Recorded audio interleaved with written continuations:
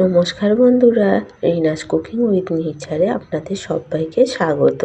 চলে এসেছি আজকে দারুণ স্বাদের রেসিপি নিয়ে। আজকের রেসিপি ওলকপির ডালনা তৈরি করে দেখাবো।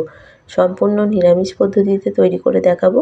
কিভাবে করছি প্রথম থেকে শেষ অবধি ভিডিওটা দেখতে থাকো, আশা করছি তোমাদের ভালো লাগবে।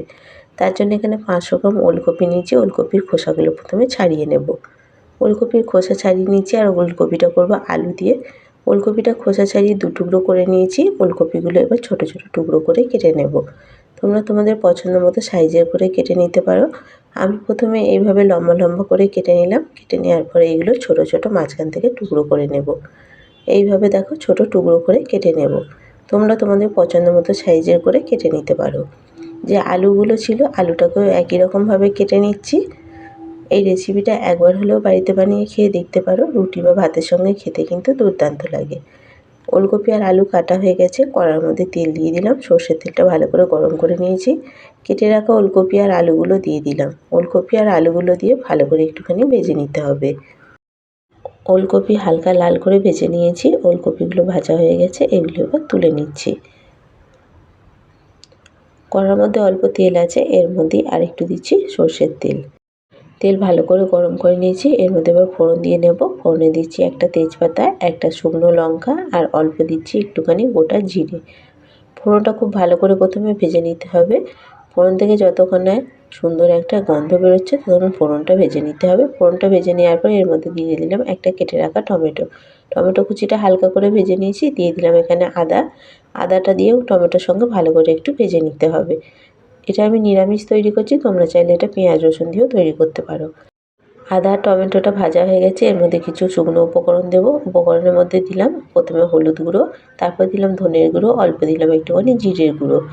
মশলাটা দিয়ে ভালো করে এবার সমস্ত কিছু একসঙ্গে কষিয়ে নিতে হবে। এর মধ্যে অল্প দিলাম একটুখানি ঝাল লঙ্কার গুঁড়ো। এটা সমস্ত মশলা এবার একসঙ্গে খুব ভালো করে কষিয়ে নেব। মশলাটা যাতে পুড়ে না যায় তার জন্য অল্প একটুখানি দিলাম জল দিয়ে মশলাটা ভালো করে কষিয়ে নিচ্ছি। মশলাটা খুব ভালো করে কষানো হয়ে গেছে। ওলকপিগুলো ভেজে তুলে রেখেছিলাম সেটা দিয়ে দিলাম। এর মধ্যে দেবো 1 মুঠো মতো কড়াইশুঁটি। কড়াইশুঁটি দিয়ে নিরামিষ এই ওলকপির ডালনাটা খেয়ে দেখতে পারো, খেতে কিন্তু অসাধারণ লাগে। কড়াইশুঁটি হাতের কাছে থাকলে দিও। এখন তো শীতকালে কড়াইশুঁটি তো প্রচুর পাওয়া যায়। কড়াইশুঁটি দিলে এটা খেতে বেশি ভালো লাগে। খুব ভালো করে সমস্ত কিছু একসঙ্গে কষিয়ে নিয়েছি। 2টো দিলাম চেরা কাঁচা লঙ্কা। লঙ্কা দিয়েও খুব ভালো করে এটা কষিয়ে নিচ্ছি মশলার সঙ্গে। কষিয়ে নেওয়ার পর আমি এখন দিলাম এবার এর মধ্যে স্বাদ মতো নুন। আমি আগে থেকে নুনটা দিইনি। নুনটা দিলে সবজি থেকে জল ছাড়বে, তখন সবজিগুলো ভালো করে ভাজা যায় না। নুন দিয়ে ভালো করে সমস্ত কিছু একসঙ্গে মিশিয়ে নিলাম। এবার পরিমাণ মতো জল দিয়ে দিচ্ছি। পরিমাণ মতো জল দিয়ে এটা ঢাকা দিয়ে 3 থেকে 4 মিনিট মতো ভালো করে সেদ্ধ করে নিতে হবে। কারণ ওলকপি একটু শক্ত, ওলকপিটা সেদ্ধ হতে দেরি হয়। 3 থেকে 4 মিনিট মতো সেদ্ধ করলেই সেদ্ধ হয়ে যাবে। ঢাকা দিয়ে দিয়েছি। 3-4 মিনিট পর ঢাকাটা এবার খুলে নেব। দেখে নেব ওলকপি আর আলু ঠিকঠাকভাবে সেদ্ধ হয়েছে কিনা। খুন্তি করে দেখো এইভাবে করে কেটে দেখে নিচ্ছি। দেখো ওলকপি আর আলু দুটোই কিন্তু খুব ভালোভাবে সেদ্ধ হয়ে গেছে।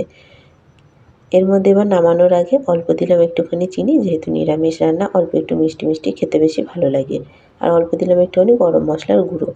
চিনি আর গরম মশলাটা দিয়ে খুব ভালো করে মিশিয়ে নিচ্ছি। গ্যাসের ফ্লেমটা এবার অফ করে দেবো। ওলকপির ডালনা তো পরিবেশনের জন্য একদম রেডি হয়েই গেছে। দেখতে যেমন সুন্দর হয়েছে খেতেও কিন্তু ততটাই ভালো হয়। একবার হলেও বাড়িতে বানিয়ে খেয়ে দেখো, আশা করছি তোমাদেরও ভালো লাগবে। রেসিপিটা কেমন লাগলো কমেন্ট করে জানিও। ভালো লাগলে একটা লাইক কমেন্ট শেয়ার করে দেবে। চ্যানেলে নতুন বন্ধু হয়ে থাকলে চ্যানেলটা সাবস্ক্রাইব করার অনুরোধ রইল। পাশে থাকা বেল আইকনটা অবশ্যই প্রেস করে দেবে। আমার চ্যানেলে নিত্য নতুন ভিডিও আপলোড করলে ভিডিও নোটিফিকেশন সবার আগে তোমাদের কাছে পৌঁছে যাবে।